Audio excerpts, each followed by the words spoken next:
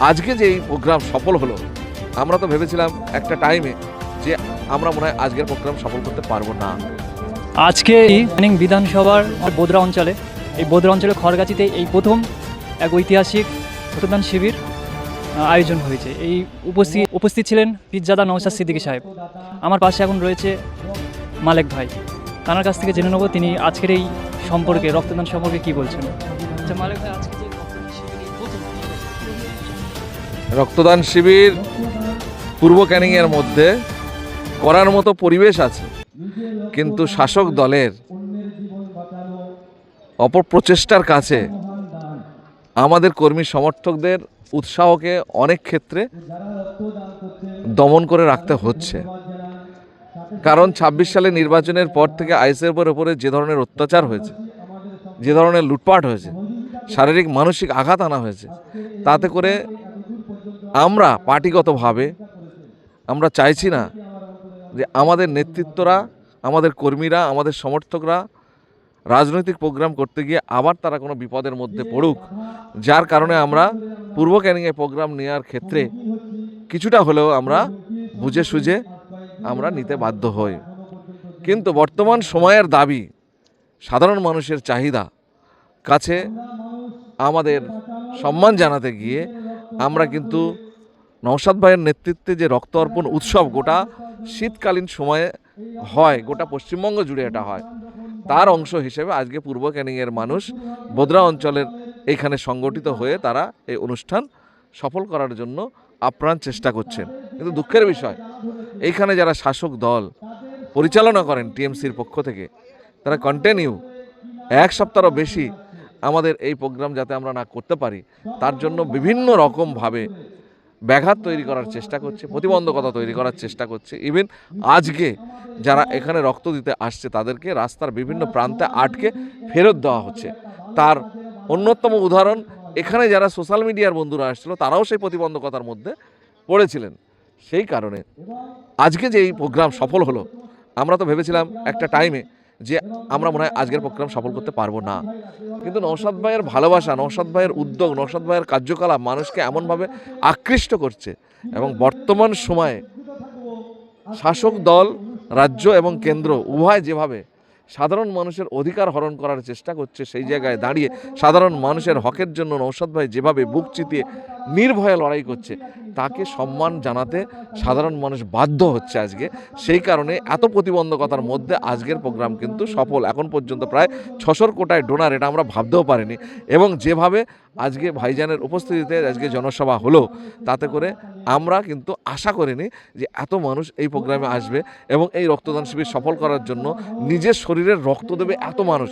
এখানে উল্লেখযোগ্য বিষয় যেটা, সেটা হলো মা বোনেদের রক্তদানের যে পার্টিসিপেশন, অংশগ্রহণ, এটা আমাদেরকে খুব উদ্বেলিত করেছে এবং উৎসাহিত করেছে, আনন্দিত করেছে, গর্বিত করেছে যে এখানকার মায়েরা, ছেলেরা যেরকম রক্ত দিয়েছে, মায়েরা সমান তালে এখন প্রায় ২৫০ পার হয়ে গেছে, মায়েরা রক্ত দিয়েছে।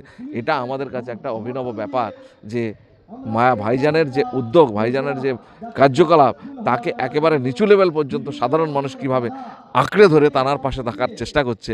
এইটা যদি শুভবুদ্ধি সম্পন্ন মানুষ যারা আছে তাদের কাছে আমাদের আবেদন, চুপচাপ ঘরের কোলে বসে থেকে আর হবে না। সরকার হাত তুলে নিয়েছে, ওয়াকআপ অ্যামেন্ডমেন্ট বিলকে অ্যাকসেপ্ট করে নিয়েছে, এসআইআরকে সমর্থন করে দিয়েছে, আপনি আর কোথায় যাবেন? আপনি প্রতিবাদ না করলে আপনি আপনার ঘরেও বাঁচতে পারবেন না। এরকম মুহূর্তে আমরা আবেদন করছি সাধারণ মানুষের কাছে, আপনারা আর ঘুমিয়ে থাকবেন না, আপনারা বেরিয়ে আসুন, ভাইজানের উদ্যোগকে সমর্থন জানান। তিনি আজকেরও এই প্রোগ্রামে এসে একটু তাড়াতাড়ি চলে গেলেন, কারণ আপনারা জানেন তিনি সুপ্রিম কোর্টে এসআইআর নিয়ে মামলা করেছেন এবং ওয়াকআপ নিয়ে নতুন করে আবারও আমাদের আইনি পথে এগুতে হচ্ছে। কারণ বাপদাদাদের দিয়ে যাওয়া যে সম্পত্তি গোরস্থান হিসেবে ব্যবহৃত হচ্ছে, মসজিদ মক্তব হিসেবে ব্যবহার হচ্ছে, সেইগুলো আজকে সেন্ট্রাল গভর্নমেন্ট যেমন অমিত পোর্টালে তুলছে, পাশাপাশি এখানে রাজ্য সরকার, আমরা দেখলাম যে ১৫ দিন আগে যে খতিয়ানের নাম ছিল মসজিদ, সেই জায়গায় কালেক্টরের নাম চলে আসছে, ১ নম্বর খতিয়ানভুক্ত হয়ে যাচ্ছে। আমরা শঙ্কিত, আমাদের সমাজের মানুষ শঙ্কিত যে এই কালেক্টরের নামে যে জমি হয়ে যাচ্ছে মসজিদ মক্তবের জায়গা, এটা উত্তরপ্রদেশের মতন এই মসজিদ মাদ্রাসা বুলডোজার দিয়ে ভাঙা হবে কিনা সেই সংশয়ের মধ্যে মানুষ আছে। আজকে এই উৎকণ্ঠার মধ্য দিয়ে যে দিন যাপন হচ্ছে তার অন্যতম কারণ আমাদের রাজ্যের মুখ্যমন্ত্রী। কারণ উনি বলেছিলেন যে পশ্চিমবঙ্গে আন্দোলন করার দরকার নেই, আমি কাফি, আমি দেখে নেব। আজকে উনি ওনার কমিটমেন্ট ফেল করছেন। উনি রাজ্যের মুখ্যমন্ত্রী, ওনাকে সাধারণ মানুষ বিশ্বাস করেছিলেন, বাংলার মানুষ বিশ্বাস করেছিলেন, বাংলার মানুষের সঙ্গে উনি ধোঁকাবাজি করলেন। কেন্দ্র সরকারের হাতকে মজবুত করছেন, কেন্দ্র সরকারের এই জনবিরোধী নীতিকে উনি সমর্থন করছেন। আমরা এটাকে ধিক্কার জানাই, ঘৃণা জানাই এবং মানুষকে ঐক্যবদ্ধ করে তার অধিকারকে আগামী দিনে সুনিশ্চিত করার জন্য লড়াইয়ের ময়দানে আছি। আমাদের নেতৃত্ব নওশাদ সিদ্দিকীর নেতৃত্বে আমরা যত দূর যেতে হয় যাব, কিন্তু সাধারণ মানুষের কোনো রকম প্রবলেম হবে সেটা আমরা কোনোভাবে আমরা মেনে নেব না। যে রক্তদান শিবির, আমরা জানি রক্ত মানুষের জীবন দান করে, কিন্তু সে জায়গায় দাঁড়িয়ে আজকে যারা রক্তদান করছে তাদের কাছে আমরা গিয়েছিলাম, তাদেরকে আমরা প্রশ্ন করছি যে আপনারা রক্তদান দিচ্ছেন এ বিষয়ে যদি কিছু বলার থেকে বলুন, কিন্তু তারা ভয় পাচ্ছে যে না আমাদের চাপ আছে, বলতে পারবো না। আতঙ্কের পরিবেশ। আপনি সোশ্যাল মিডিয়ায় ভিডিও করবেন, এই ভিডিওটা ছাড়বেন, শাসক দলের কাছে যাবে, শাসক দল এসে বাড়ি বাড়ি গিয়ে আবার অত্যাচার করবে। আমরা এখানে জানি পূর্ব ক্যানিংয়ে এমন একটা পরিবেশ করে রাখা হয়েছে যে কেউ যদি একটা ভিডিও শেয়ার করে, যদি কোনো একটা নেগেটিভ বক্তব্য অর্থাৎ সরকার বিরোধী কোনো বক্তব্য শেয়ার করে, নওশাদ ভাই আব্বাস ভাইয়ের কোনো বক্তব্য শেয়ার করে, তার বাড়ি থেকে তুলে এনে পেটানো হয়। এরকম পরিবেশে সাধারণ মানুষ কীভাবে সাহস রাখবে? আমরা সাধারণ মানুষের কাছে আবেদন করছি, আপনারা ঐক্যবদ্ধ হন।